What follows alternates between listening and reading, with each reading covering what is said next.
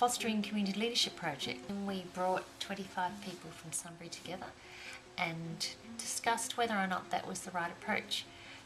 In that process, the community decided that they needed ways to get the community together to talk about what was important to Sunbury and how we were going to make a difference. So I was engaged to run a series of programs, come up with some creative stuff with the team at Sunbury Community Health, and it's been a collaborative process the whole way through. We have done some things with the high schools, with Sunbury College and with Salesian College. That's been a really exciting process where we went to the kids in Year 9 and asked them if they'd like to be part of a community project. We let them present to the whole Year 9 assembly, and then kids self-selected to be part of a project for Term 4. And as part of that, they then decided to do a community project. We helped them to explore what was important for them for Sunbury, and as part of that, they decided that they would like to consider whether Sunbury was as friendly a place as they remembered when they were younger. And so we did a whole lot of activities around exploring their gifts, which was an amazing experience where the kids got to know each other a lot more. They interviewed other Year 9 kids, got them to do compliments with each other, and then decided to go to their Sunbury Square, which is the main shopping centre in Sunbury. And at that place they then interviewed people. They gave them compliments, they invited people to sit down and tell each other something nice about each other as friends. They also had those chatterbox things that you open up, and in the process of doing that they got people to do things, ring up a friend, say something nice, high-five a stranger, just do things that would help them to connect with other people and to kind of get a sense of whether Sunbury is as friendly as once claimed to be.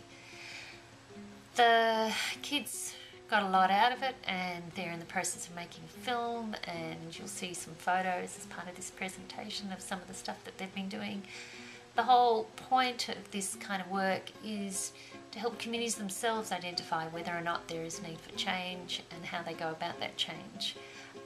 One of the things that we did just last week with a number of adults in the community was to host a cafe of dangerous ideas at one of the local cafes. And at that event we had 11 people get together, and we had a menu of questions, and through that process people determined that, yeah, there's amazing things happening in Sunbury, but not everybody knows about it, and they're not inclusive enough, and people need to spend more time working together and working out why they can't work together. And we asked the question, what are the people's greatest motivations and fears that prevent them from working collaboratively?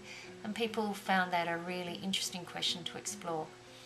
And what we did was we covered all the tables with brown paper, we mapped out the main suburbs in Sunbury, and we encouraged people to, first of all, at the very outset, introduce themselves and say where their favourite place was in Sunbury and to draw that in on the map.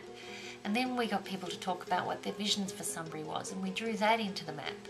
And then after that we then started to talk about the issues and challenges and what people could do about it, and we ended up with this big piece of brown paper that was just covered in drawings and words and visions and ideas that everybody was very excited about.